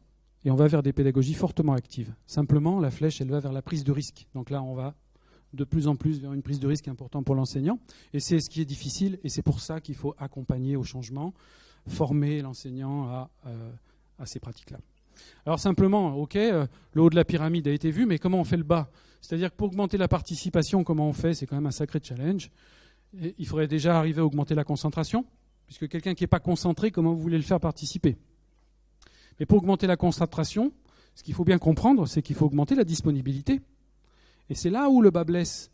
C'est que souvent, vos étudiants ne sont pas disponibles. Donc comment voulez-vous qu'ils s'impliquent ? Et pourquoi ils ne seraient pas disponibles ? Parce que peut-être ils font des tâches déjà qui sont chronophages. Chronophages ou qui accaparent le cerveau, la charge cognitive telle qu'on l'appelle. Alors, là j'ai mis diminuer la prise de notes, tout simplement parce que souvent, quand même, ils passent beaucoup de temps à noter. Et que c'est leur tâche principale. Mais dans d'autres cours, comme par exemple au laboratoire, parfois vous auriez peut-être tendance à leur faire utiliser un matériel trop compliqué par rapport à l'objectif. Un exemple, un prof de physique qui voulait leur faire tracer la courbe d'un phénomène. Et il leur faisait faire ça en passant par un oscilloscope, alors qu'ils n'avaient pas encore vu l'oscilloscope. Je leur dis, mais qu'est-ce qui est important ? Qu'ils comprennent la forme de la courbe et la dynamique du mouvement, ou qu'ils utilisent l'oscilloscope ? Ah ouais, tu as peut-être bien raison, parce qu'ils ont passé une bonne heure sur l'oscillo, puis finalement, ils n'ont pas travaillé la courbe. C'est-à-dire que la charge était concentrée sur l'usage de l'appareil, et non pas sur la compréhension du phénomène physique. Donc, charge cognitive trop forte, détournement de l'attention par la technologie. Donc, il faut recentrer ça sur l'intérêt du cours. Donc, je vous renvoie vraiment sur le terme ergonomie du cours. En quoi votre cours est ergonomique et cible réellement la production de la connaissance que vous avez choisie et non pas est détournée par notamment la technologie, puisqu'on est là pour parler de l'usage de la technologie. Souvent, il peut arriver que vous intégriez de la technologie et qu'elle soit là perturbateur de l'attention. Si elle est un perturbateur de l'attention, il faut l'enlever ou la scénariser différemment. Alors, maintenant, pour étayer ça avec la recherche, vous allez voir que c'est intéressant d'appuyer là-dessus un peu de littérature, puisque la disponibilité, John Sweller, en 1994, donc, théorise ça d'une manière très intéressante. La double tâche. Alors, vous savez, on dit tous, oui, on est multitâche, notamment les femmes, paraît-il. C'est vrai ? On est multitâche alors ou pas ? C'est pas vrai ? Oui, mais c'est les hommes qui disent c'est pas vrai, les femmes. Ah, les femmes, elles savent pas. Alors, John Sweller, en fait, il a pris 2 groupes et il leur a fait faire la chose suivante. Une tâche A et une tâche B. Simplement, à un groupe, il leur a fait faire l'intégralité de A puis l'intégralité de B. Il les a chronométrés et il a regardé les erreurs. L'autre groupe faisait AB, AB, AB, AB, AB jusqu'à la fin. C'est-à-dire commutation de tâches. Le groupe numéro 2, celui qui était en commutation de tâches, a mis 2 fois plus de temps et a fait 2 fois plus d'erreurs. Donc ça signifie que oui, on peut commuter de tâches, mais on fait plus de bêtises et on met plus de temps. On peut faire 2 choses quand une tâche est automatisée. Je vous renvoie vers la conduite automobile. Vous conduisez sur un trajet, alors depuis longtemps, bien entendu, vous venez d'avoir votre permis, sur un trajet parfaitement connu, vous entretenez une discussion en parallèle, aucun problème. Il y a un bouchon, vous changez de route, vous ne connaissez plus la route, vous n'êtes plus capable de faire une conversation en même temps, sinon vous prenez des risques. Parce que pendant que vous parlez, vous ne conduisez pas. D'accord ? Donc ça, c'est intéressant parce que... Pourquoi je vous dis ça d'abord ? Je ne me rappelle plus pourquoi je vous dis ça. Ah si, tout simplement parce que l'apprenant, il ne fait qu'une seule chose à la fois. Mais ce que vous lui demandez, ce n'est pas qu'une seule chose à la fois. On compte ?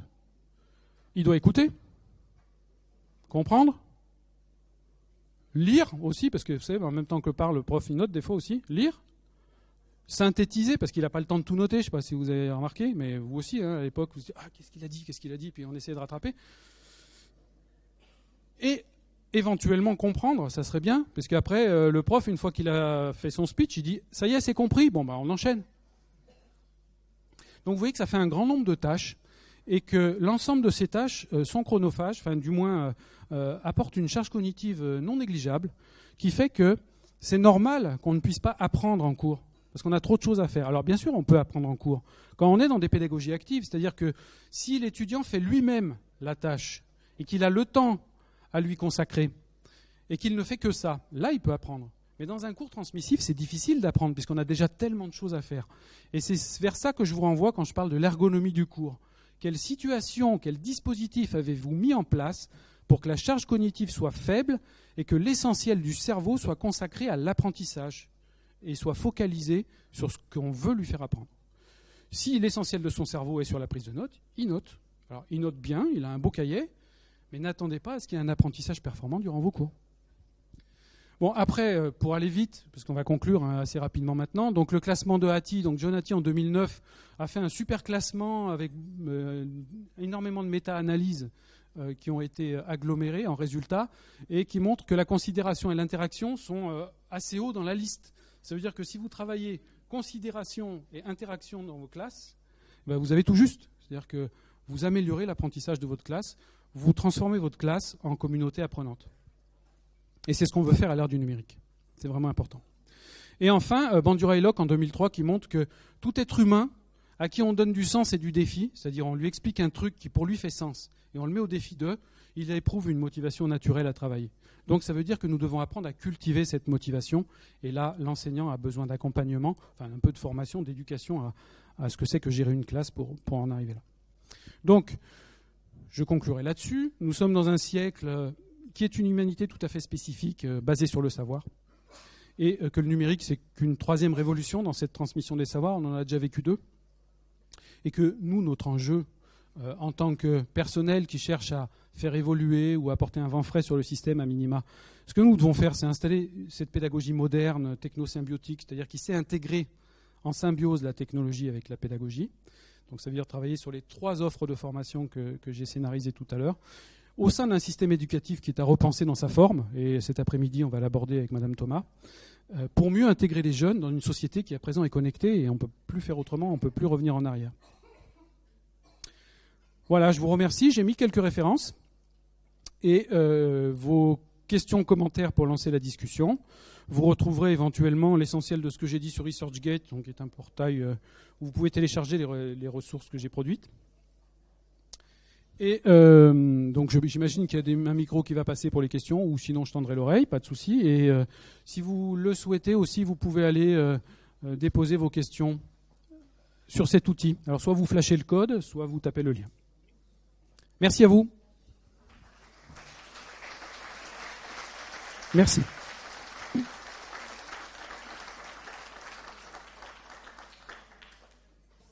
Oui, une question donc. Oui. Ma première question, c'est savoir si vous pensez que le téléphone personnel peut être un bon support numérique pour le travail pédagogique dans les établissements. Je pose cette question parce que nous, on voit les jeunes qui peuvent être beaucoup utilisateurs. Et je le vois ce matin, il y a beaucoup de gens qui ont encore leur téléphone devant eux et qui répondent aussi à des questions ou des choses personnelles avec leur téléphone. Alors, est-ce que c'est pas du coup quelque chose qui peut déconcentrer l'élève ? Donc, est-ce que le téléphone est un bon support ou est-ce qu'il faut avoir un autre support numérique dans les établissements pour travailler avec le numérique ? Oui, question intéressante. Merci. Oui, c'est un bon support. Simplement, son inconvénient, c'est d'être sur un petit écran. Mais en dehors de ça, oui, c'est un bon support. Pourquoi ? Parce qu'il est maîtrisé par l'étudiant. Il sait ce qu'il a dessus, il sait à peu près l'utiliser. Alors bien sûr, on contribue de sa formation et on va lui faire pratiquer d'autres applications. Mais oui, c'est un bon support. D'ailleurs, ce matin, là, je vous lance le défi de l'utiliser à travers ça, puisque j'imagine que juste pour cliquer sur un lien, vous n'allez pas sortir votre ordinateur, donc vous allez le faire avec le smartphone. Et moi, j'utilise énormément les téléphones en boîtier de vote. C'est-à-dire qu'ils répondent à des quiz qui me permettent de savoir qui a suivi, qui n'a pas suivi. Alors quand je suis en grande assemblée, quand j'ai 20 étudiants, je le fais à l'oral. Mais quand j'ai une grande assemblée, ce qui est intéressant, c'est justement de lancer un petit questionnaire, et on le fera cet après-midi. C'est-à-dire que dans mon atelier, je vais vous mettre, suivant le temps disponible, 5 à 10 scénarios pédagogiques différents avec le numérique, qu'on va après analyser de manière critique à l'aune du tableau que je vous ai montré tout à l'heure. Mais déjà, vous sortez outillé avec ça. Si vous ne saviez pas faire, vous savez le faire. Et après, vous aurez un exemple d'intégration du numérique en éducation. Et ça se fera essentiellement avec vos appareils, c'est-à-dire que je vais le faire en mode BIOD, Bring Your Own Device. Donc vous allez venir avec vos téléphones, vos tablettes, vos ordinateurs. Moi, je m'en fiche, vous utilisez ce que vous voulez. Beaucoup utiliseront le smartphone. Donc je considère fatalement que c'est un bon moyen, puisque je l'utilise assez massivement dans mes cours. Bon, simplement, c'est vrai que pour lire, c'est petit. Donc il y a des usages qui sont moins adaptés, pour lesquels, par exemple, la créativité numérique, le dessin, il faut des tablettes ou il faut des grands écrans. Donc il y a des activités sur lesquelles le téléphone n'est pas satisfaisant. Est-ce que donc, le BIOD est une pratique équitable ? Effectivement, tout le monde n'a pas forcément le même matériel. Et donc, en ça, c'est une bonne question. Alors, des enquêtes sur le sujet montrent que même des étudiants défavorisés, les élèves défavorisés sont équipés. Sauf à la marge, vraiment, notamment chez les plus jeunes. Simplement, ce qui fait la différence, c'est la qualité du terminal. Bon, les plus riches auront des Apple, en gros, et puis les plus pauvres auront des téléphones chinois gratuits ou pas chers, intégrés dans le forfait. Mais ce n'est pas une différence en termes d'accès, c'est une différence en termes de qualité d'accès. On peut faire les mêmes choses, mais dans un cas, on va mettre du temps, dans l'autre cas, ça sera instantané. Alors, bon, l'équité là-dedans, ça veut dire que si tout le monde à peu près est connecté, on peut s'en sortir. Et puis pour les cas exceptionnels qui ne seraient pas connectés, on en a toujours, même à l'université, des étudiants étrangers, etc., qui n'arrivent pas du tout équipés. Il faut avoir une banque de terminaux. Alors pas en aussi grand nombre que la classe. Si on a par exemple une classe de 50, on a une dizaine de terminaux qui permettent d'équiper les étudiants non équipés. Voilà. Alors après, effectivement, il y a toujours des soucis d'équité, etc. Là, je pense que, pour moi, l'approche BIOD, c'est une bonne approche dans le sens où je suis un fervent partisan de la continuité des usages. Donc quand on impose des outils différents sur un matériel différent, les étudiants n'y vont pas volontiers. Quand par contre c'est sur leur matériel, sur des usages qu'ils ont déjà, ils y vont très volontiers. Et si on leur laisse le choix, ils y vont sans réfléchir. Donc personnellement, et je ne sais pas si ça répondra à votre question, moi je pratique comme ça dans mes cours. En début, quand j'ai des étudiants suffisamment longtemps pour qu'on ait des pratiques numériques assez volumineuses, Je leur dis, je fais un quiz, on le fera cet après-midi d'ailleurs, donc vous aurez à peu près le même, simplement il sera plus court, où je cherche à comprendre qui ils sont, ce qu'ils aiment et quel matériel ils ont. Et à partir de là, on construit un écosystème d'apprentissage ensemble. C'est-à-dire qu'ils ont répondu par exemple qu'ils utilisent massivement les outils de l'université ou au contraire plutôt des Dropbox ou des Google Drive ou d'autres drives. Et statistiquement, moi je prends à chaque fois les outils qui sont le plus utilisés dans la promo. C'est moi qui m'adapte à leurs usages. Je fais l'effort inverse. Ça me permet de faire de la recherche en éducation avec le numérique, d'accord ? D'avoir des usages un petit peu différents par rapport à mon université. Et donc, le fait de m'adapter à leurs usages, ça veut dire que quand je leur dis, vous ferez le truc, vous le mettrez sur le drive, vu que c'est déjà le leur, ils n'ont ni à le créer, ni à savoir l'utiliser, ils le font déjà. Donc, on a vraiment des pratiques numériques éducatives et non pas de la formation aux outils numériques. Vous voyez la différence ? C'est-à-dire qu'on fait vraiment de la pédagogie, parce que moi, je ne les forme pas au numérique. Alors, je les forme très ponctuellement sur un nouveau truc, ou quand je constate que c'était 50-50, il y a la moitié de la classe qui n'utilisait pas, on fait une petite remédiation. Mais en fait, ils s'entraident entre eux et ça va très très vite. Donc moi, je considère que la continuité des usages passe par le fait que, d'un point de vue citoyen, l'école se positionne aussi dans la continuité des usages qu'ils ont déjà. Et le fait de faire ça, ça veut dire que ça les éduque à bien les utiliser. Parce qu'il faut bien comprendre que l'usage d'un outil institutionnel est automatiquement abandonné à la sortie de l'institution. Donc, pour continuer vers le citoyen numérique dont on parlait, ce n'est pas l'idéal. Oui, je suis là, moi. Je suis juste devant vous. Bon, je l'avais posé dans le chat, mais c'est pas facile, le numérique, vous n'êtes pas allé voir. Et la question... Non, mais je déconne. Désolé. Et moi, la question que je me pose, c'est... Vous avez fait des apports qui peuvent fonctionner aussi en termes de pédagogie active, même lorsqu'on n'a pas d'outils numériques, quoi. Parce que les pédagogies actives, je ne sais pas si vous le savez mieux que nous, elles datent un peu à l'époque du numérique, ils n'en avaient pas beaucoup quand même. Voilà. Non, mais en même temps, je trouve que votre intervention est vraiment intéressante, on vous en remercie, mais la question qu'on peut se poser, et d'ailleurs nous, on est plusieurs membres du comité national, que je ne me trompe pas, de l'expertise de l'innovation pédagogique de notre administration centrale, alors pas de l'éducation nationale, de l'agriculture, et l'intitulé des prochaines journées nationales, parce qu'il y a des journées régionales, il y a des journées nationales, qui auront lieu à Montpellier en mars 2020. J'ai perdu la date exacte, mais Nathalie va nous les redonner, je ne sais plus, 18 et 19 mars. A été intitulé, pas par moi, mais par ceux qui ont organisé ça, c'est enseigner, innover, je ne sais plus si c'est innover d'ailleurs, mais avec ou sans le numérique, dans une société numérisée, mais avec ou sans le numérique. Parce que je pense que tous les principes que vous avez ramenés d'engagement, moi j'étais enseignant il y a un petit moment quand même, mais enfin les pédagogies actives entre collègues, on les voyait aussi sans le numérique, parce qu'à l'époque on n'en avait pas, et on était quand même nombreux à pratiquer de la pédagogie inductive, faire participer plus les apprenants, etc. Voilà, donc je pense que vos apports dépassent l'usage des outils numériques. La pédagogie active, ça peut aussi se faire sans numérique. Oui, et vous avez raison de le préciser, et c'est l'objectif de mon amplificateur, c'est-à-dire que l'amplificateur montre la technologie comme un amplificateur de la pratique. Mais ça ne veut pas dire que la pratique en elle-même ne peut pas être bonne, puisqu'en entrée, on a vu qu'il y avait des bonnes pédagogies et des mauvaises. Bonne dans le sens où elle va profiter de la technologie. Donc si on sait l'adapter, mais ça ne veut pas dire que sans technologie, elle ne peut pas aussi produire son effet, mais elle peut être facilement amplifiée par le numérique. Donc on est à une époque où l'ensemble des outils numériques et des pratiques des jeunes sont valorisables pour augmenter le potentiel éducatif de votre classe. Donc ça veut dire que avec le numérique, on peut augmenter la qualité de l'apprentissage, on peut donner davantage de sens, etc. Vous le savez. Donc ça signifie que si on sait produire ces pédagogies, et elles sont actives, effectivement, donc sans numérique, elles vont s'en sortir, elles vont faire de bonnes choses. Mais avec le numérique, on peut amplifier tout ça. Et on en parlera cet après-midi davantage dans l'atelier que je vous proposerai.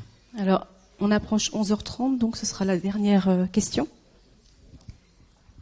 Merci. Donc j'ai trouvé votre intervention effectivement très intéressante, mais moi je fais partie peut-être de la génération entre guillemets dinosaure, jeune dinosaure, j'en sais rien. J'ai jamais eu de cours d'informatique à l'école. J'ai tout appris sur le tas.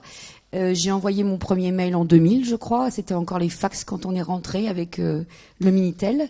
Et en fait, on s'y fait et on s'adapte avec les jeunes parce qu'ils nous transmettent, on va dire, des techniques. Hein. C'est eux qui m'apprennent. Moi, j'ai fait des conversations de classe cette année pour la première fois sur Snap avec les premières terminales, sur Messenger avec les BTS parce que ça nous sert énormément pour diffuser l'info, pour on va dire, partager des expériences en stage, des choses qu'ils ont vues. Mais c'est vrai que moi, j'ai quand même un peu peiné, on va dire, ces 5-10 dernières années, entendu mon fils dire régulièrement, mais maman, faut te mettre à la page. J'étais anti-réseaux sociaux, hein, donc je suis quand même venue aux conversations de classe simplement depuis janvier. Et je crois que notre génération, elle n'a pas été prête à ça. Et on a eu des discussions avec le team de notre établissement qui parfois étaient, tirées, quoi, parce que on nous dit effectivement qu'il faut faire du numérique, on n'a pas de débit, effectivement. Avec Liberscol, c'était les vidéos, on pouvait pas les télécharger. Enfin, tout ce que vous avez dit, quoi. Et c'est pas si facile que ça pour nous, mais voilà. Ça nous donne quand même des pistes, ce que vous avez fait, et moi je l'utilise de plus en plus maintenant. Merci pour ce témoignage, parce que effectivement, c'est un constat, alors qui peut paraître triste, mais effectivement, c'est vrai que ça a été une période mouvante et difficile pour l'enseignant qui a dû s'adapter à de multiples évolutions, dont l'évolution technologique. D'où l'offre de formation à 3 volets dont j'ai parlé. La pédagogie doit être complétée par l'offre technologique et la culture numérique. Et c'est vrai que là, il y a du pain sur la planche pour fabriquer l'offre de formation de demain. Alors, le ministère y travaille.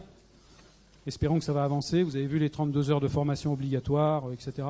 Bon, moi, je milite pour en fait une vraie école de profs qui ne soit pas que sur une année, mais sur un cursus dans lequel on rentre en licence, quoi. En licence 1, j'ai envie d'enseigner. Alors pour ceux qui ont déjà cette idée, hein. Et puis ils font 5 ans, et durant 5 ans, ils enseignent de plus en plus. Donc ça veut dire qu'on arrive au bout de 5 ans avec de l'expérience. Et ça ne s'apprend pas en 1 an, ça. Merci en tout cas pour votre écoute active et vos participations.